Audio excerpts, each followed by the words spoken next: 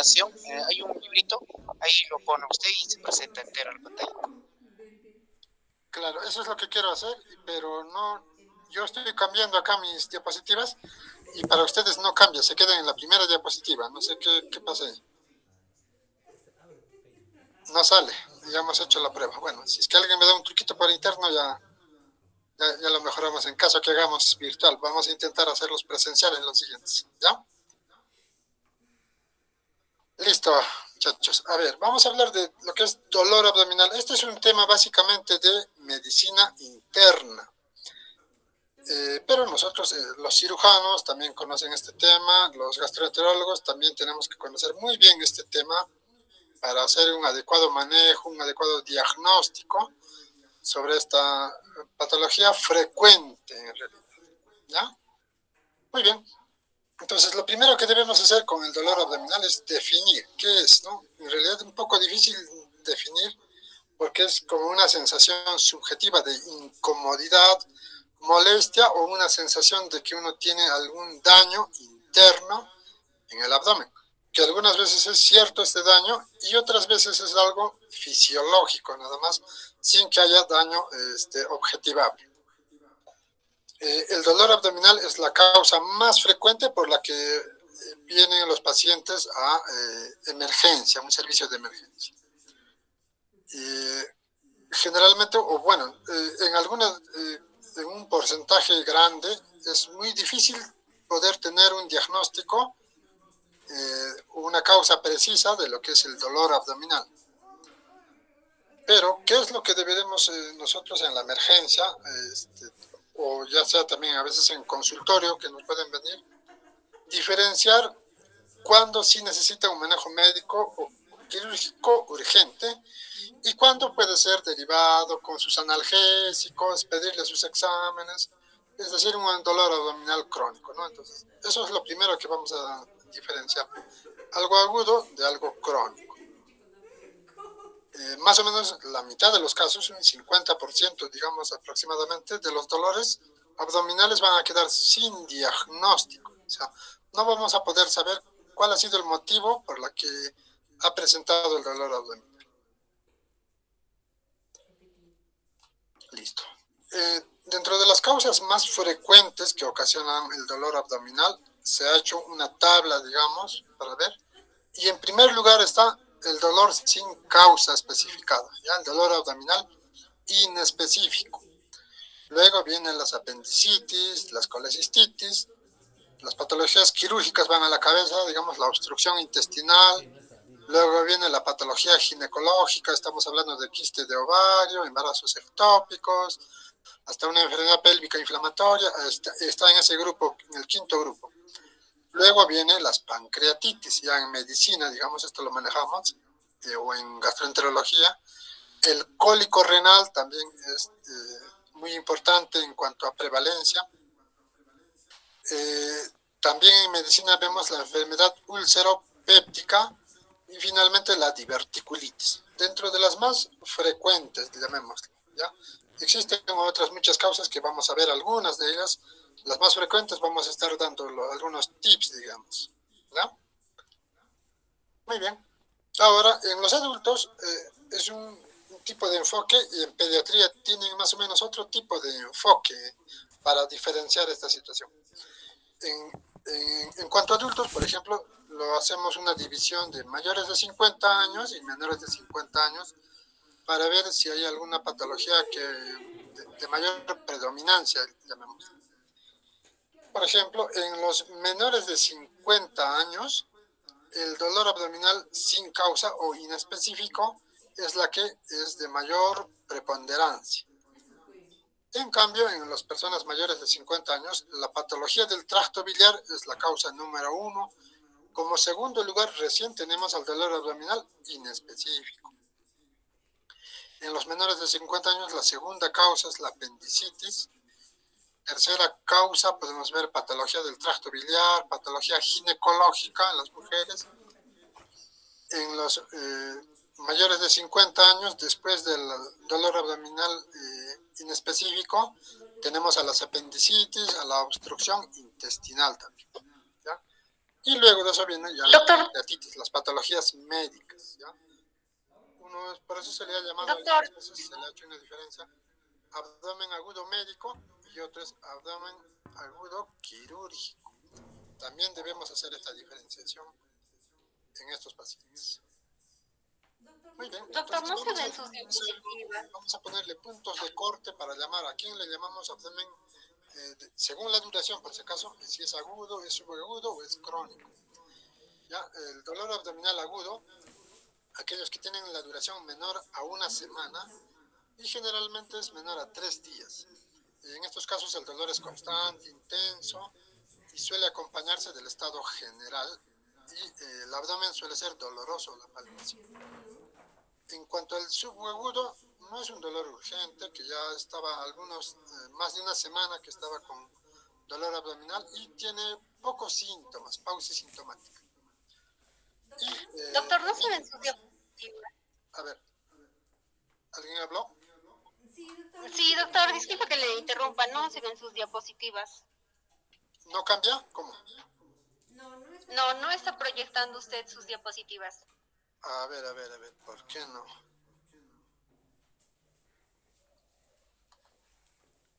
Chispas. Ya. Ya hace rato me has debido decir, pues, Laura. Sí, doctor, solo que no me escuchaba, creo. Ya. Un poquito regresaremos a esta tablita para que tengan en cuenta, para que vean la frecuencia de las patologías de dolor abdominal. ¿Ya? La primera causa, inespecífico, luego las quirúrgicas, están la apendicitis, colecistitis, la obstrucción intestinal. Ahora sí se ve, ¿verdad? ¿Se ven las diapositivas? Sí, doctor. Ok. Sí se ve, doctor. Listo. Ya, luego tenemos, luego de las 3 quirúrgicas, tenemos la patología ginecológica. Estamos hablando de quiste de ovario, embarazo ectópico. Y luego vienen las patologías médicas. Estamos hablando de la pancreatitis en la cabeza, la patología médica. El cólico renal, enfermedad ulceropéptica, diverticulitis. Una diferenciación que debemos hacer es dime.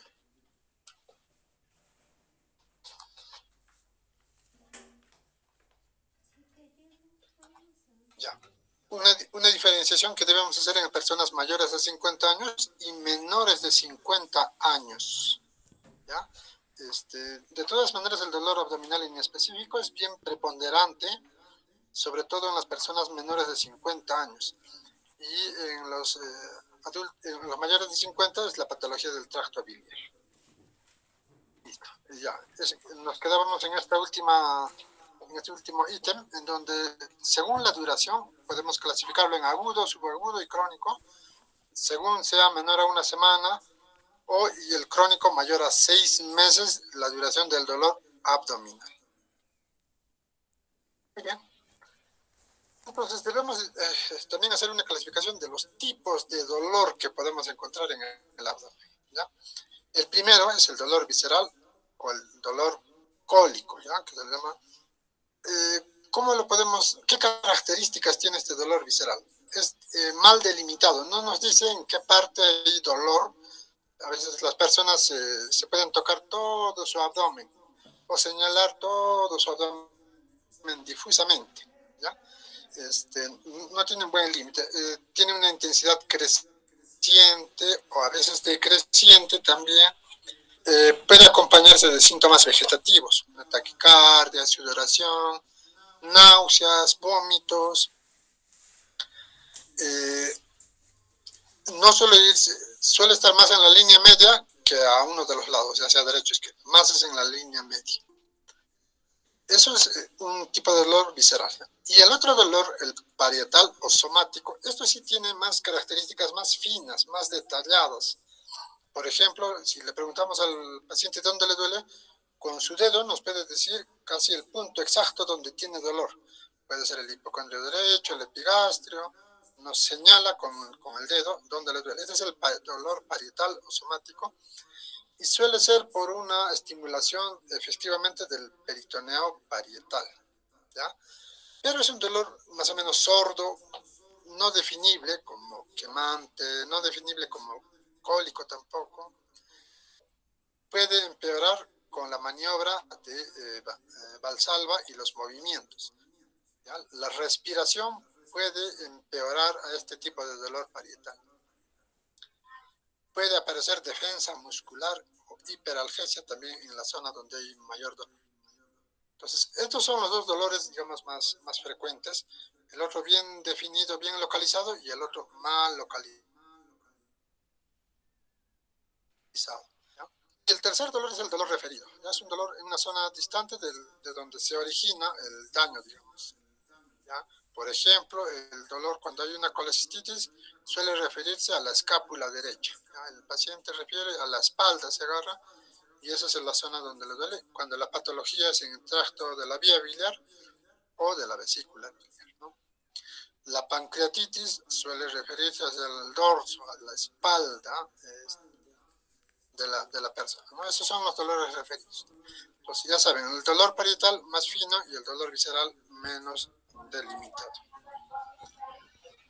Ahora, ¿cómo se produce el dolor? Algunas teorías que nos pueden explicar cómo se va a producir el dolor. Hay, por ejemplo, distensión de la pared abdominal o de la cápsula de los órganos internos. En el hígado, por ejemplo, ¿ya? Cuando hay una hepatitis, el paciente nos va a referir un dolor en hipocondrio derecho. ¿Y cuál es el motivo de este dolor? Porque la cápsula de Gleason, que es el que recubre el hígado, se ha estirado con el aumento de volumen. Y esto ocasiona el dolor, por ejemplo, ¿no?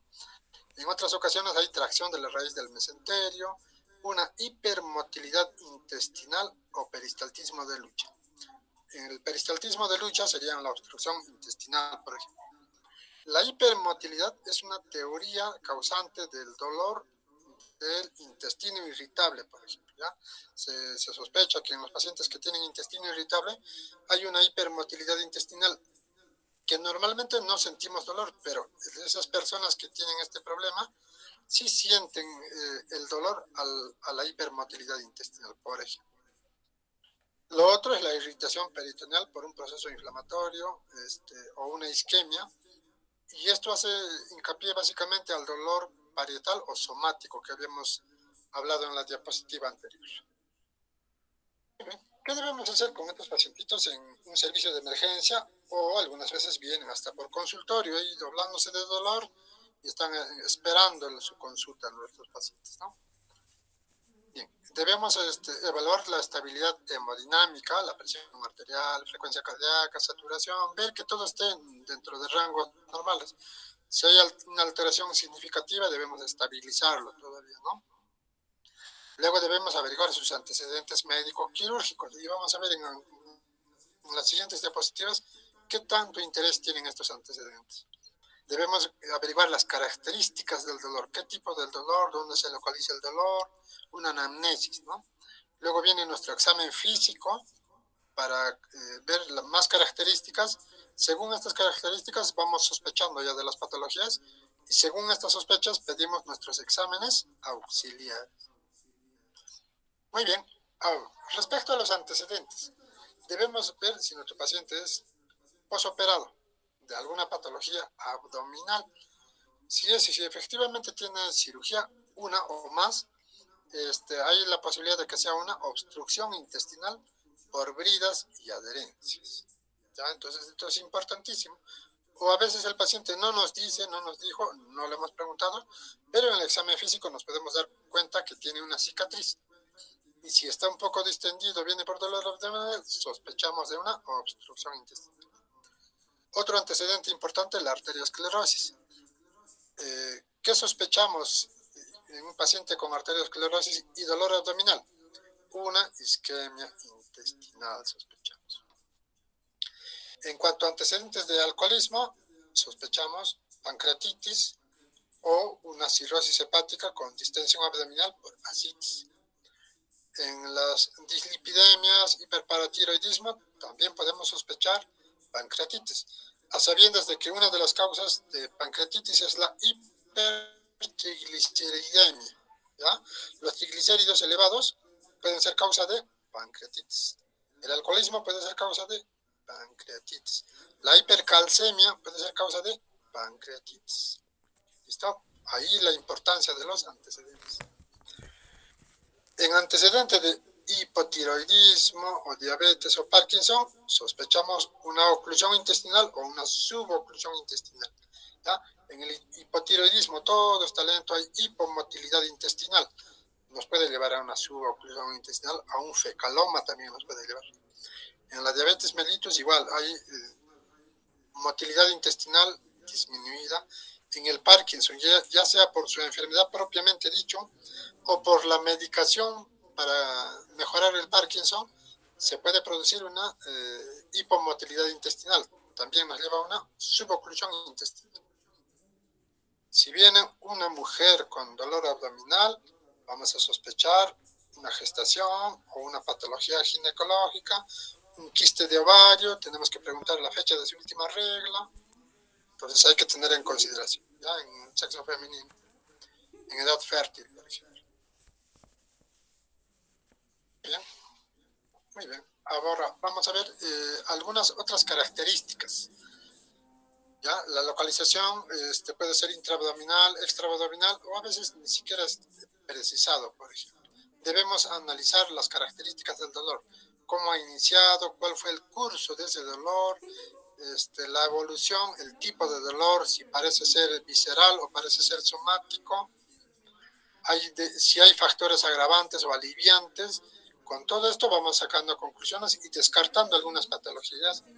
Y también muy importante la clínica que acompaña. Aparte del dolor, puede haber náuseas, vómitos, otros síntomas adicionales, ¿no? Muy bien. A ver. Para hacer un examen abdominal o para localizar un dolor, según lo que nos refiere el paciente, debemos, digamos, dividirlo, el abdomen. Hay dos formas de dividir más conocidas. Uno por regiones abdominales y otro por cuadrantes abdominales. En cuanto a las regiones, son 9 regiones, ¿no? Se hace como un juego de Michi. Y según esto, en 9 regiones se puede tener el epigastro, mesogastro, hipogastro. Y ustedes esto lo han hecho en la parte de semiología, ¿no? El flanco derecho, izquierdo, la fosa ilíaca derecha, izquierda, ¿no? Y deben ponerse en mente ustedes la imagen anatómica de los órganos que están a esa altura, ¿ya? Se ponen ustedes en mente la imagen anatómica de los órganos y ya pueden sospechar qué órgano está debajo de eso, por lo tanto sospechar qué patología podría ser. Cuando se hace la descripción, digamos, en cuanto a la anamnesis, no es tan específico el paciente de decirnos en tal partecita, ¿no? Se señala una amplia región. Entonces, para la descripción podríamos usar, por ejemplo, cuadrantes, ¿no? Cuadrante superior derecho, izquierdo, el inferior derecho, inferior izquierdo, ¿no? Pero cuando hagamos el examen físico, ahí sí ya nosotros ya estamos localizando y ahí sí ya podemos usar lo que son las regiones abdominales, ¿no?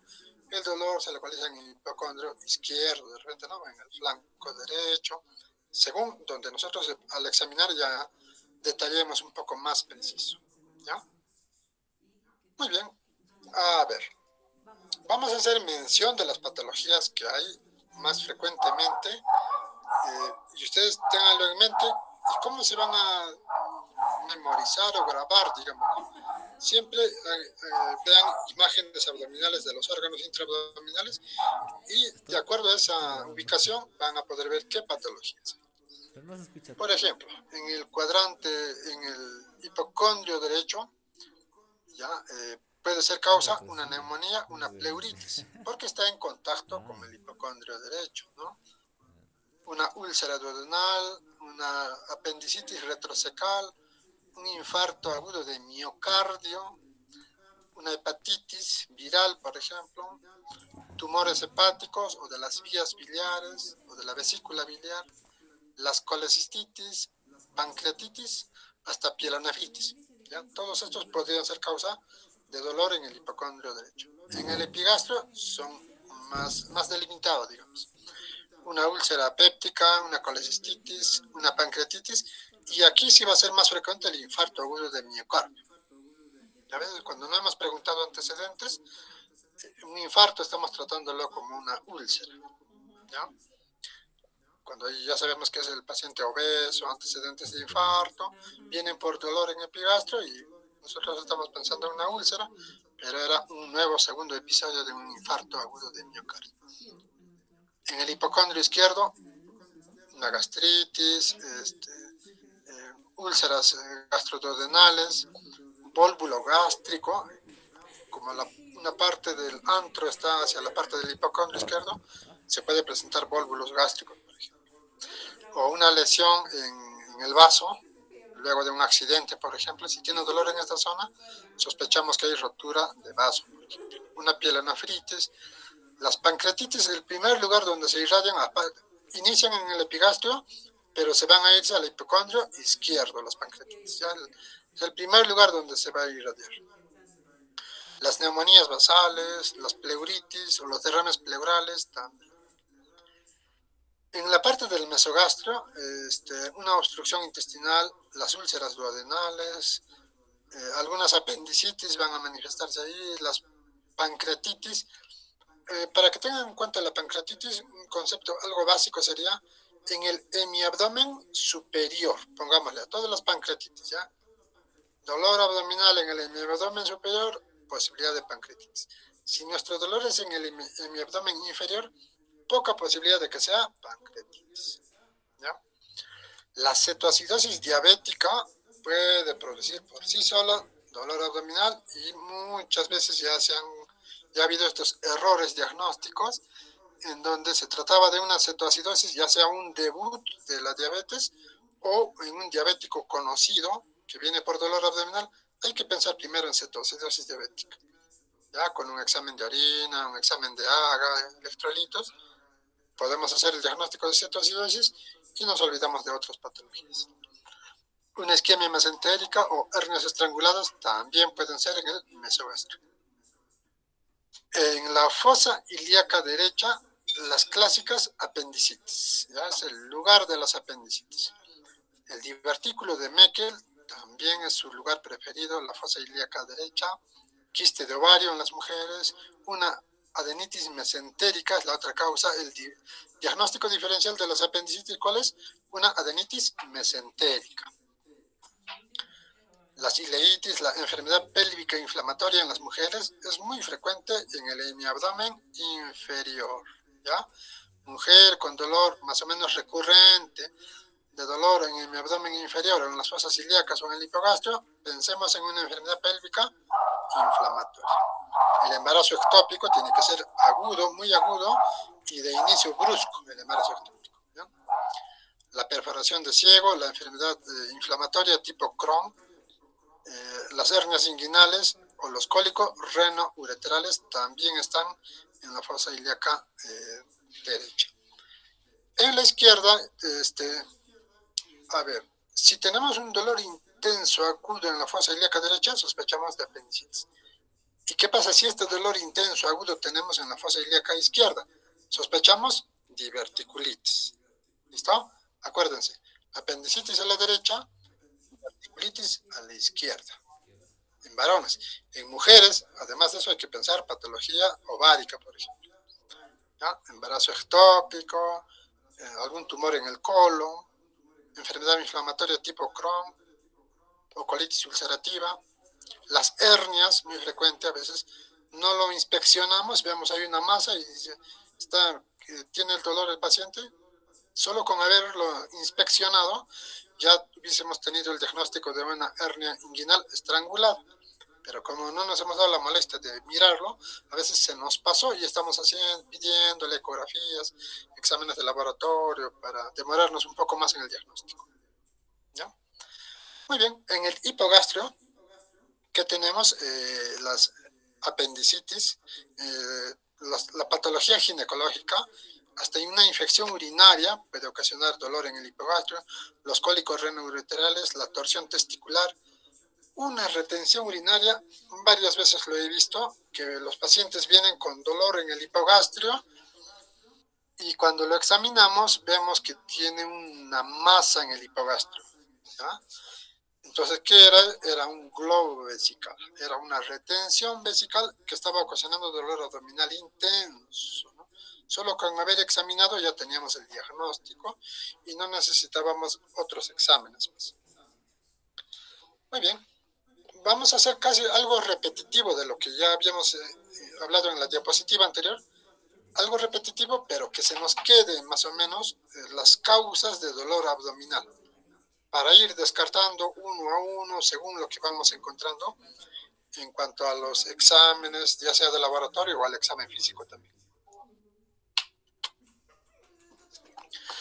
Ya, de acuerdo a la patología gastrointestinal, ¿quiénes van a causar dolor abdominal? Las hepatitis aguda en el hipocondrio derecho, lo de las vías biliares, también hipocondrio derecho, las pancreatitis, preferentemente en el epigastrio, la úlcera péptica en el epigastrio, su lugar preferido, las apendicitis, ya sabemos, en la fase ilíaca derecha, enfermedad inflamatoria intestinal en mi abdomen inferior, las gastroenterocolitis agudas, fíjense, va a traer un dolor generalizado, ¿ya? La gastroenterocolitis aguda, o sea, las diarreas profusas, va a traer un dolor generalizado. Las diverticulitis, ya sabemos, en fase ilíaca izquierda preferentemente. Una obstrucción intestinal va a tener distensión abdominal. La perforación de víscera hueca, ya sea por una úlcera, nos va a traer también, o en cualquier parte del tracto digestivo puede haber perforación. Aquí vamos a ver clásicamente abdomen en tabla o rigidez abdominal, ¿ya? En la perforación de víscera hueca. O la peritonitis bacteriana espontánea en la cirrosis. Puede ser un debut de cirrosis o primer diagnóstico que le hacemos, o de repente es un cirrótico conocido que viene con dolor abdominal. La primera causa que se nos ocurre es una peritonitis bacteriana espontánea. Las causas genitourinarias, tenemos la infección de tracto urinario, puede ocasionar dolor intenso, nos hace confundir con apendicitis. Ha habido casos en donde ha sido evaluado nuestro paciente en emergencia y han sido operados, ¿ya? Operados como una apendicitis. Y a nadie se le ha ocurrido haberle pedido un examencito de orina o preguntarle síntomas urinarios, y resulta que se trataba de una infección de tracto, una pielonefritis, por ejemplo, o una cistitis muy intensa. Puede producir también sintomatología larvada y que nos hace confundir con un apéndice. El cólico renal. En la imagen mostrada, ustedes pueden ver el lugar donde inicia del dorso el dolor abdominal y se va a irradiarse por el flanco del mismo lado hacia la zona genital del mismo lado. Esto porque hace el cálculo, ha transitado desde el riñón hasta la vejiga o incluso hasta el exterior, ¿ya? Por eso ocasiona el dolor en esta zona, digamos, que está coloreada. En la región lumbar, en la región del flanco izquierdo, en el hipogastrio y en los genitales externos. Ahí termina el dolor tipo cólico renal. Otras causas ya le habíamos hecho mención: la retención de orina o el globo vesical puede ocasionar dolor abdominal con una distensión abdominal. El escroto agudo puede ser provocado por una torsión testicular. Las causas ginecológicas, ya habíamos hecho mención: la EPI, ¿ya? En las mujeres, el embarazo ectópico. Característica del embarazo ectópico: inicio brusco. La persona está, por decir, almorzando, sentado, echado, y el dolorcito bruscamente inicia, intensamente. Entonces ya sospechamos un embarazo ectópico. Quiste de ovario, un poco larvado el origen, no es tan brusco, pero sí el dolor intenso. La ovulación por sí sola puede producir dolor abdominal intenso, ¿ya? Tal vez no llegue a una escala de 10 sobre 10, hasta tal vez 7 a 8 sobre 10, pero sí provoca dolor abdominal intenso. En cuanto a las causas vasculares, tenemos la aneurisma de aorta abdominal, y si es que hay rotura es un dolor abdominal intensísimo también, un abdomen agudo quirúrgico de suma rapidez debe ser la respuesta quirúrgica, por ejemplo. Las isquemias mesentéricas, las colitis isquémicas también son causas vasculares de dolor abdominal. Pero hay otras causas que no son de origen abdominal, ¿ya? Son de origen extraabdominal. Lo podríamos llamar como factores confusores, ¿no? Nos han hecho pensar que era la patología abdominal, pero era patología extraabdominal. Por ejemplo, la cardiopulmonar, las neumonías, los derrames pleurales, el neumotórax, una isquemia o un infarto cardíaco pueden producirse o dar que el paciente nos indica que tiene dolor abdominal. Las hernias de la pared abdominal, el hematoma del músculo recto, también puede ocasionar dolor abdominal. ¿Ya? Otra cosa importante, la cetocidosis diabética. ¿Ya? Muy importante, que ya hemos tenido varios casos que los pacientitos que debutan con cetocidosis diabéticas, uno de sus primeros síntomas es el dolor abdominal intenso. Y el motivo por el que vienen a la emergencia es por este dolor abdominal. Y cuando se hace la analítica necesaria, se descubre que se trataba de una cetocidosis diabética. ¿Ya? Muy bien, las crisis suprarrenales, las crisis tiroideas, la hipocalcemia, la hipercalcemia, las vasculitis o algunos síndromes reumatológicos pueden ser causantes de dolor abdominal. Las causas de dolor neurógeno, por ejemplo, una radiculopatía diabética o en el caso típico de herpes zóster, en el herpes zóster, por ejemplo, se comprometen diversos dermatomas.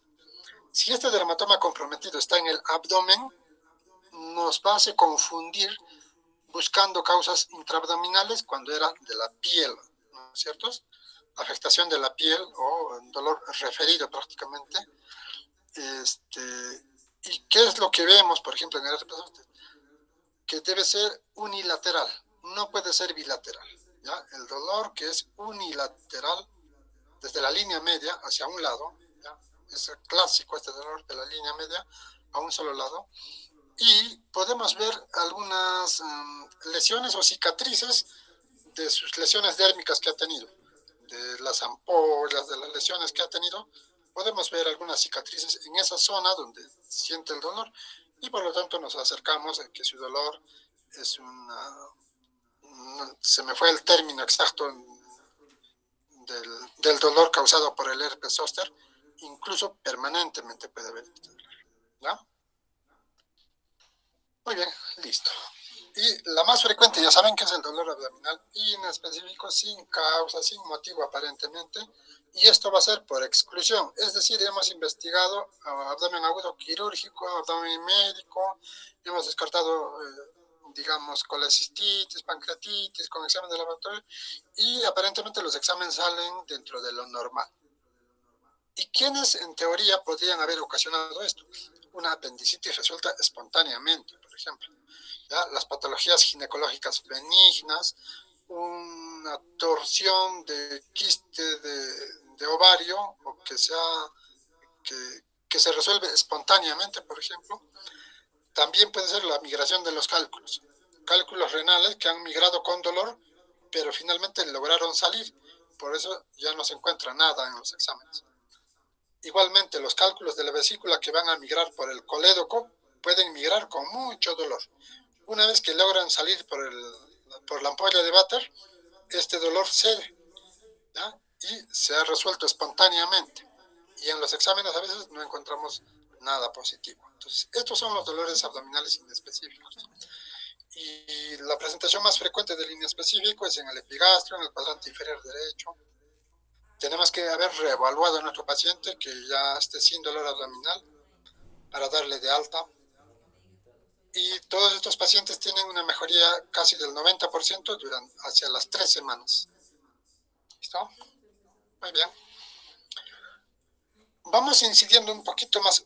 Todo lo que voy a seguirles conversando en las siguientes diapositivas son un poquito repetitivos, ¿ya? Para que se nos quede el concepto de cuál es la causa del dolor. Básicamente tenemos que estar preguntando, examinando para tener la causa final del dolor y de acuerdo al tratamiento.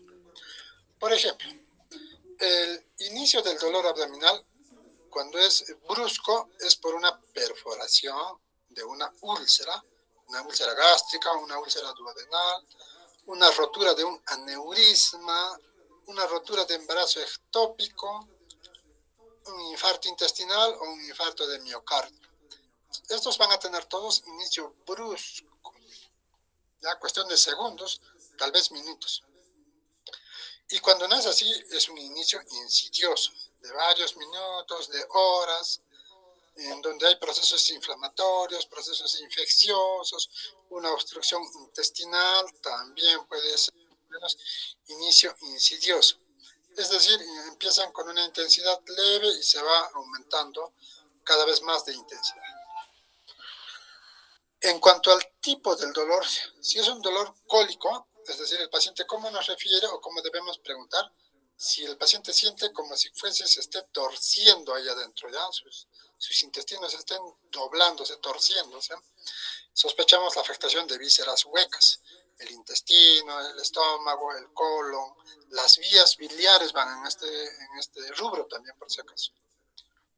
Si el dolor es continuo, ya estamos sospechando que hay una irritación peritoneal. ¿Quiénes causan esta irritación peritoneal? Las colecistitis, ¿ya? Las pancreatitis, la isquemia mesentérica. Ellos pueden causar un dolor continuo. El cólico puede tener pausas, el continuo generalmente no tiene pausas. Y el dolor urente o sensación de quemazón o de caliente lo pueden referir a algunas personas. ¿Ya? Suele presentarse en la enfermedad úlceropéptica, ya sea que tenga erosiones múltiples o ya tenga úlceras pequeñas, úlceras grandes.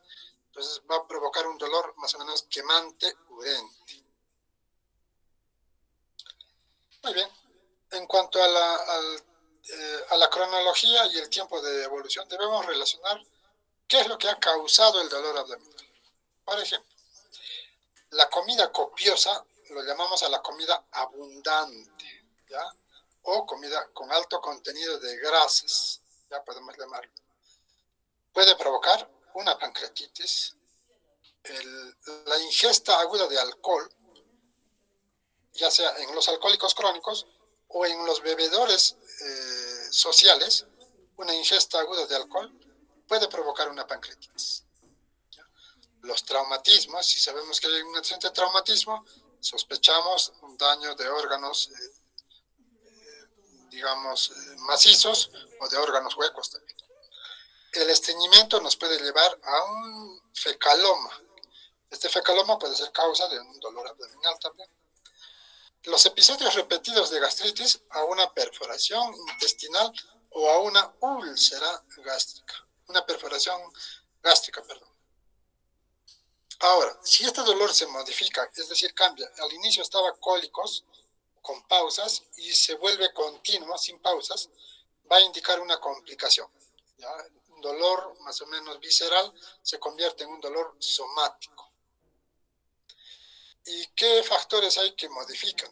Si la respiración o la defecación modifica, o la ingesta, por ejemplo, la ingesta vamos a hacer una pequeña pausa para que tengan mejor idea. En las gastritis, digamos, llamémoslo simples, si la ingesta de alimentos mejora el dolor, estamos sospechando de una úlcera, ¿ya? Si la ingesta mejora el dolor. Pero si la ingesta empeora el dolor, estamos hablando de una gastritis normal, ¿ya? Pero si mejora es la úlcera ya. ¿Ya? Para que tengan claro. La ingesta, si es que mejora al dolor abdominal, una úlcera. Y si empeora al dolor, es una gastritis que no ha llegado a la etapa de úlcera. Si los antiácidos mejoran, estamos hablando de enfermedad ulceropéptica. La postura, si empeora, hay irritación peritoneal, es un dolor somático. Si el dolor es emocional, aquí, mucho ojo, si el dolor es emocional, sospechamos de una enfermedad pélvica, de un síndrome de intestino irritable. ¿Ya? Si es que hay alteración por el dolor, si digamos La persona nos dice que he renegado y me empezó a doler, nada más. Entonces, y si el dolor es repetitivo de hace semanas o meses, es un punto a favor para un intestino irritable. Muy bien, de la irradiación, cuando hay cólico biliar, se puede irradiar del hipocondrio derecho a la escápula derecha, la pancreatitis del epigastrio se va hacia el hipocondrio izquierdo preferentemente, pero hacia el final se va en todo el hemiabdomen superior. De patología de la aorta, de la región sacra a muslos, la patología urológica en el hipogastrio generalmente, la patología anorrectal hacia los genitales.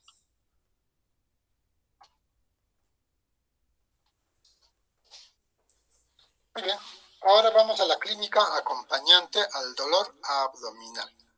En la parte digestiva puede haber vómitos alimentarios, bilioso, fecaloideo. Si es vómito fecaloideo, obstrucción intestinal. Si es vómito hemático, una probable úlcera péptica con o sin perforación gástrica o intestinal. Si hay alteración del ritmo intestinal, es decir, el dolor mejora o empeora con la defecación o con el estreñimiento, o hay una alternancia entre estreñimiento y diarrea, estamos hablando de intestino irritable, por ejemplo. En las características de las heces, si hay moco o sangre, deposiciones frecuentes, una gastroenterocolitis aguda. Si hay melena, una hemorragia digestiva. Si hay rectorragia, adicional a eso, una enfermedad hemorroidal, sospechamos. Si hay acolia, sospechamos una obstrucción de las vías biliares. La acolia, para que los que no lo tienen, digamos, presente, es cuando las heces están media blanquecinas. Es decir, no tienen ese pigmento que debió salir por la vesícula. ¿Y en qué patologías puede haber? En toda obstrucción de las vías biliares. ¿Ya? Hablemos de coledocolitiasis o un cáncer de vías biliares. En la parte de la ampolla de Vater hay obstrucción, no puede haber tránsito, por lo tanto las heces salen media blanquecinas. Eso es la acolia, heces blanquecinas. Muy bien. La clínica acompañante desde el punto de vista urinario ginecológico, donde va a haber coluria, aquí no lo tienen muy claro también. La coluria es cuando la orina está de un tinte muy cargado, llamémoslo, oscuro, algo parecido a la Coca-Cola. Esa es la coluria. ¿Ya? La disuria, dificultad urinaria, sangrados vaginales, flujo vaginal. Si tiene esta sintomatología, sospechamos de enfermedad pélvica inflamatoria, por ejemplo, causante del dolor abdominal. En la parte respiratoria, si vemos que hay disnea, tos, fiebre, dolor de pecho, dolor de espalda, sospechamos neumonías basales, ¿ya? Derrames pleurales también podemos sospechar. Otra clínica acompañante tenemos desde el punto de vista cardiovascular, la fibrilación auricular. Hace rato habíamos hecho mención, antecedente de patología cardiovascular, en este caso fibrilación auricular, para una isquemia mesentérica. ¿Ya? Como hay fibrilación auricular, se va a disparar trombos para todo lado. Y si esos trombos se van hacia la parte intestinal, va a provocar una isquemia mesentérica. En la parte neurológica, las neuritis periféricas, en el saturnismo o la intoxicación por plomo. ¿Ya? En la piel y mucosas, ¿qué debemos ver? Si vemos ictericia, ¿ya? En las escleras, sospechamos de una pancreatitis, la causa del dolor abdominal, o una coledocolitiasis, la causa del dolor abdominal, o un cáncer de vías biliares, y por eso nuestro paciente hace ictericia. La palidez para sangrados. Puede ser un sangrado intraperitoneal, un hemioperitoneo, un sangrado hacia la luz intestinal, o estamos hablando de las úlceras gástricas, también puede provocar palidez. El compromiso de los dermatomas en forma unilateral, estamos hablando del herpes zóster, por ejemplo. ¿Ya? Muy bien, otra clínica acompañante, la fiebre. Si es alta y temprana, o sea, al inicio empieza el dolor y además fiebre, una colecistitis sospechamos. Si el dolor es moderado y es tardío, sospechamos que una infección que no era infecciosa se ha sobreagregado una infección. Si es tardía y además hay disociación axilorectal, una apendicitis. Por eso es importante medir la temperatura rectal en los casos de sospecha de apendicitis. Si la fiebre es muy alta, es decir, mayor a 39, al inicio del dolor ya sugiere que de entradita ha empezado con una infección. Puede ser extraabdominal. Si vemos el rostro de la persona y vemos que tiene una facies dolorosa, sospechamos que sí, la patología es objetiva y que tiene mayor gravedad, por ejemplo.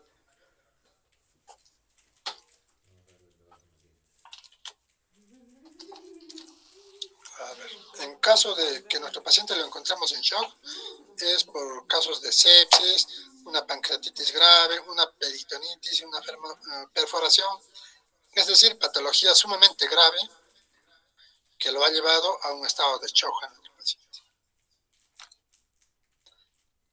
Al examen físico debemos ver la actitud del paciente, las posiciones antálgicas que va a adoptar.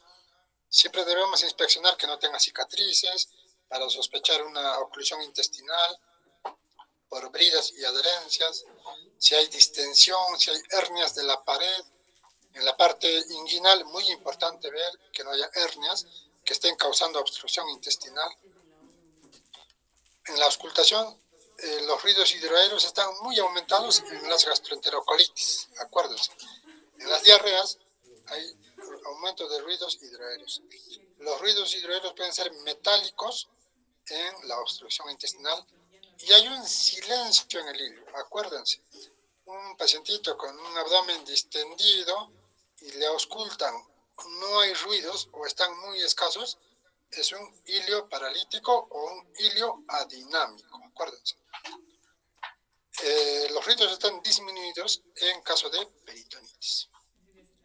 En cuanto a la percusión, puede haber un timpanismo generalizado que va a sugerir una obstrucción o una perforación, es decir, un neumoperitoneo. Si vemos matidez desplazable, estamos pensando en una ascitis. En cuanto a la palpación, siempre se debe iniciar por la zona de menor dolor y nos vamos hacia la zona de mayor dolor. Algunos signos típicos podemos despertar con la palpación. Murphy, McBurney, Rossi, Bloomberg, por ejemplo, son signos de un abdomen agudo quirúrgico estos, ¿no? El tacto recto vaginal o rectal y vaginal por separado nos puede ayudar a detectar una impactación fecal, ¿ya? Cuando palpas las heces endurecidas, se trataba solamente de una impactación fecal que debe ser resuelta médica o quirúrgicamente. En el tacto rectal vemos que hay melena, acolia. En el tacto vaginal se ve la movilización del cérvix y si está ocupado o no el fondo del saco de Douglas, sospechando una enfermedad pélvica inflamatoria. Muy bien. Ahora vamos un poquito a los exámenes auxiliares en el contexto del dolor abdominal. Esperamos en procesos infecciosos como una colecistitis, una apendicitis, una gastroenterocolitis, leucocitosis. Acuérdense, ¿ya? En procesos infecciosos vemos que puede haber leucocitosis. ¿Qué más podemos ver en cuanto al hemograma? Anemia en hemorragias digestivas, ¿ya? Hacia la luz intestinal o de repente un hemoperitoneo, igualito, la hemoglobina va a estar baja. En cuanto a la parte bioquímica, una hiperglicemia nos hace sospechar de una cetoacidosis diabética. Una persona que venga con dolor abdominal y la glucosa de 400, estamos hablando de cetoacidosis diabética. Listo. Tratamos la cetoacidosis diabética, va a mejorar el dolor abdominal. En una uremia puede haber dolor abdominal, en una insuficiencia renal, la uremia puede provocar dolor abdominal, náuseas, vómitos. La hiperamilasemia, ya sabemos, a las pancreatitis, pero hay otros diagnósticos diferenciales de la hiperamilasemia. Tenemos a las obstrucciones intestinales, a las mismas cetoacidosis diabéticas Las perforaciones intestinales suelen ser causas de hiperamilasemia. Las transaminasas elevadas en pancreatitis, por ejemplo, las bilirrubinas en los cirróticos o en las obstrucciones de las vías biliares. La creatinfosfoquinasa, diagnóstico diferencial de infarto agudo de miocardio. Si el dolor es en epigastro y tiene un CPK muy elevado, estamos hablando de un infarto de miocardio. El examen de orina es muy importante, si hay leucocituria, si hay nitritos, presencia de nitritos o cuerpos cetónicos, una infección urinaria o una pielonefritis, causante de dolor abdominal. Examen de heces, ¿ya? Aquí hay otro ítem un poco frecuente, las parasitosis tipo entamoeba histolítica o la giardiasis pueden provocar dolores abdominales intensos en los adultos, ¿ya? Y a veces se olvidan de contar o no nos han contado que está con diarrea la persona. Y cuando le pedimos el examen sale entamoeba y esa es la causa del dolor abdominal. Ya no buscamos otras causas más. En cuanto a exámenes, debemos pedir rayos X. La radiografía de tórax, ¿qué nos hace ver en el contexto de un dolor abdominal? Las hernias diafragmáticas, un ensanchamiento del mediastino, las neumonías basales, los derrames pleurales, por ejemplo. Otro ítem importante que quiero que se lleven de esta clase, ¿ya? De cada clase siempre uno se lleva algo más que otras cosas. De esta clase deberían llevarse la radiografía de abdomen. ¿Para qué sirve? ¿Cuál es la utilidad de la radiografía de abdomen? ¿Ya? Son más o menos 4 patologías en las cuales es útil la radiografía de abdomen. Acuérdense, ¿ya? 4 patologías principales en las cuales son más útiles la radiografía de abdomen. Uno de ellos tenemos las obstrucciones intestinales. Puede ser de intestino delgado o de intestino grueso. Cuando veamos obstrucción de intestino delgado, los clásicos niveles hidroaéreos, como estos de acá. ¿Ya? En la parte izquierda de la pantalla, ahí se ve niveles hidroaéreos sugerentes de una obstrucción de intestino delgado. Acuérdense, delgado. Y en la otra imagen, a su costado, donde se ve la obstrucción de intestino grueso, podemos ver el marco colónico. Ahí está el colon, más o menos casi en todo su trayecto, se ve bien distendido. Ese es el marco colónico y sospechamos de una obstrucción intestinal. Y lo clásico en nuestra zona es el vólvulo de sigmoides. ¿Y cómo lo vemos el vólvulo de sigmoides? Como un grano de café. El signo del grano de café generalmente suele estar en el hemiabdomen izquierdo, este grano de café.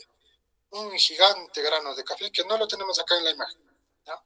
No tenemos en la imagen, pero en esta zona del abdomen, en mi abdomen izquierdo, se ve un grano de café. Eso es un signo de vólvulo de sigmoides. Listo. Ya hemos visto la primera causa, sería para obstrucción intestinal. ¿Cuál es la otra gran utilidad de la radiografía de abdomen? Cálculos. Pueden ser cálculos en la vesícula, en las vías biliares o en los riñones. En la imagen de la derecha, en la primera imagen de la derecha, se puede ver que la flecha está señalando un cálculo renal, ¿ya? Un cálculo renal que aparentemente podemos sospechar que está transitando por el uréter, ¿ya? Causa de dolor abdominal. Y en la imagen ya más extremo hacia la derecha, se puede ver el cálculo en localización de la vesícula biliar. ¿Listo? Entonces, hay cálculos radiopacos y hay otros cálculos que no se pueden ver. Por ejemplo, los cálculos radiopacos sí lo podemos ver con la radiografía. Bien, hasta el momento ya tenemos 2 grandes utilidades de la radiografía de abdomen. Cálculos o obstrucción. En la siguiente diapositiva vamos a ver las otras 2 grandes ayudas que puede darnos la radiografía. En la imagen de la izquierda podemos ver el neumoperitoneo.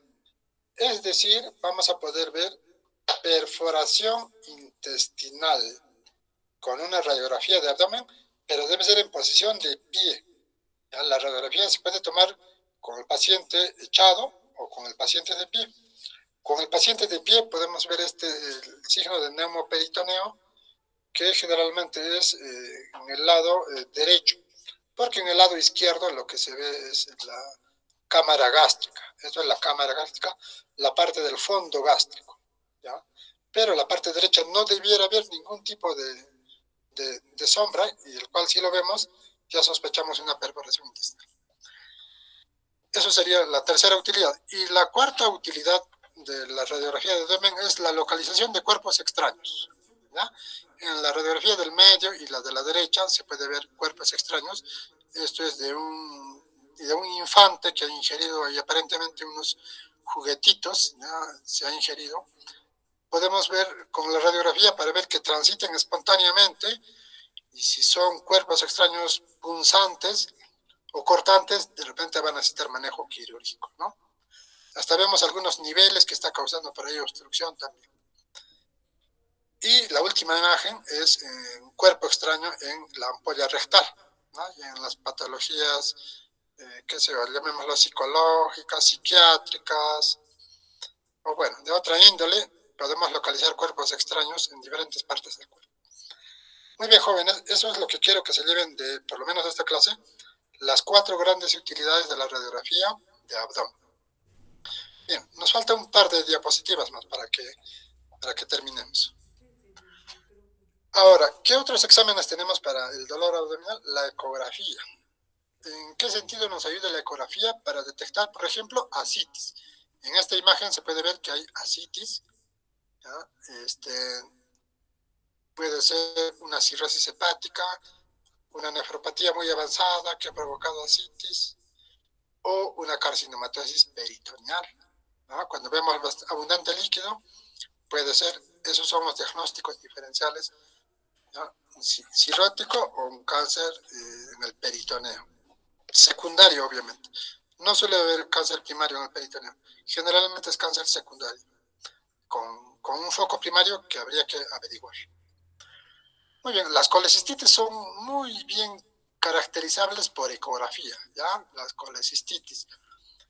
Para darles algunos datos, por ejemplo, ¿cómo diferenciamos una colecistitis aguda de una crónica?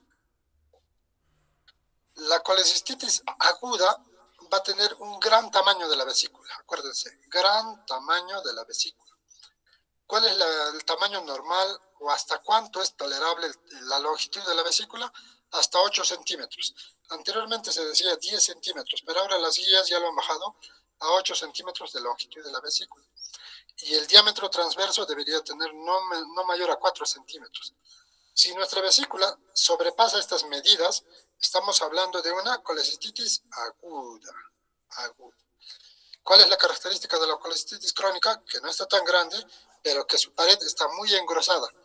Es decir, más de 3 milímetros ya es una pared engrosada, una colecistitis crónica. Puede ser litiásica, puede ser alitiásica. El colédoco, memorícense esto, ¿ya? Colédoco, hasta 6 milímetros. Esto en el contexto de las pancreatitis, obstrucción de vías biliares, tienen que saber interpretar. Colédoco mayor a 6, hay obstrucción de vías biliares. Colédoco menor a 6, no hay dilatación de vías biliares y el manejo es diferente. ¿Qué más puede ver la ecografía? El tamaño del páncreas puede estar muy agrandado, ya es un signo favorable para pancreatitis. La tomografía abdominal, patología retroperitoneal. Patología retroperitoneal puede ser puede haber traumatismos. ¿En qué más se pide? En casos de pancreatitis grave, para ver, en esta imagen, por ejemplo, donde están las flechas amarillas, se ve una colección peripancreática. Y hacia el extremo izquierdo, en la parte inferior, se puede ver una necrosis pancreática. Acuérdense. Para esas dos cosas pedimos tomografía en la pancreatitis.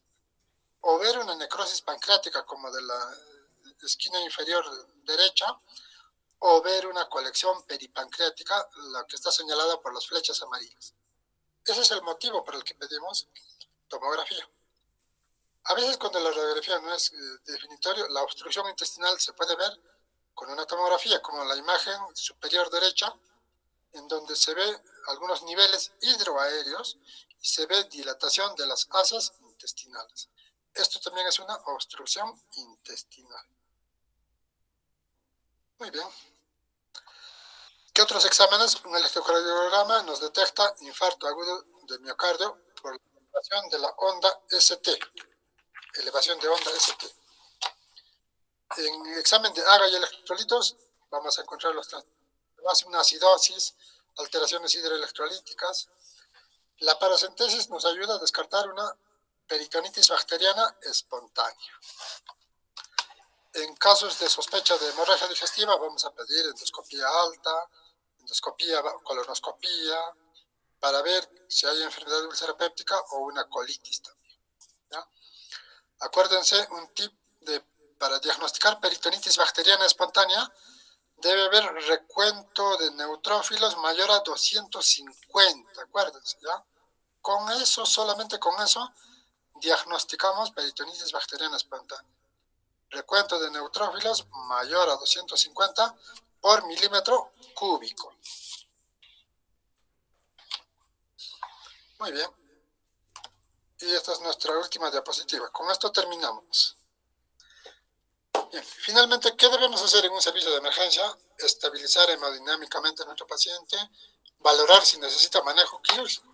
En esta partecita, para que ustedes tengan conocimiento, hay algunos hospitales que ya están estandarizando o han estandarizado esta situación de lo que es el manejo quirúrgico, ¿ya? Por ejemplo, en el hospital Loaiza, por ejemplo, el paciente que viene con dolor abdominal, ya sea protocolizado, digamos, tiene que pasar por cirugía. Todo dolor abdominal pasa por cirugía. ¿Para qué? Para descartar que no sea patología quirúrgica. Una vez descartado la patología quirúrgica, pasa para medicina. Y listo. En otros hospitales se hace casi lo contrario, digamos. Todos los dolores abdominales ingresan a medicina. Y los que tienen posibilidad de manejo quirúrgico son interconsultados a cirugía, ¿ya? Entonces, son dos distintos manejos, digamos, que se hace para un mejor manejo, ¿ya? También se debe hospitalizar con una analítica básica, un tratamiento empírico, si es necesario antibióticos, ya arrancarle antibióticos. Los analgésicos, ya alguno de sus compañeros me preguntaba si debemos dar analgésicos o no en un dolor abdominal de causa no definida, ¿ya? La tendencia antigua era no dar analgésicos, ¿ya? La tendencia antigua. La tendencia actual es sí dar analgésicos, ¿ya? No podemos dejarles sufriendo a nuestro paciente sin ponerles un analgésico. Tenemos que ponerles un analgésico antes de haber hecho un buen examen, porque ¿cuál es la situación para decir no le pongas analgésico? Porque el cirujano quiere palpar el abdomen. Básicamente, él quiere palpar y sentir si ese abdomen es quirúrgico o no es quirúrgico, ¿ya? Por eso dice, no le pongas antibiótico. Pero ahora no. Si tú haces la palpación en tu puesto de salud, en tu centro de salud, haces más o menos un buen detalle de tu examen físico, entonces el cirujano que lo recibe en el hospital más grande ya va a leer tu examen que ha sido más o menos minucioso y con eso puede sacar sus conclusiones para una decisión quirúrgica. ¿Ya? Finalmente hay tratamiento de patología de fondo. Lo otro, el dolor inespecífico, donde no hay irritación peritoneal, y además los exámenes no son contributorios. ¿Qué debemos hacer? Explicar algunos signos de alarma para un seguimiento ambulatorio. Podemos explicarles, si presentas tal situación, vuelves. Si presentas tal situación, vuelves. Ya que tus exámenes no han salido nada relevantes, ¿no? Listo, jóvenes, pueden hacer sus preguntas, comentarios. Con esto vamos terminando. A ver si hay alguna pregunta.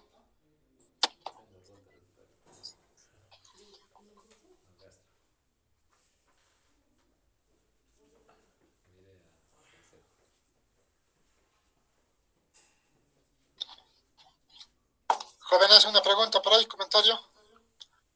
Nada. Creo que están pensando en su examen de mañana. No tienen, creo que hasta el día jueves, me parece.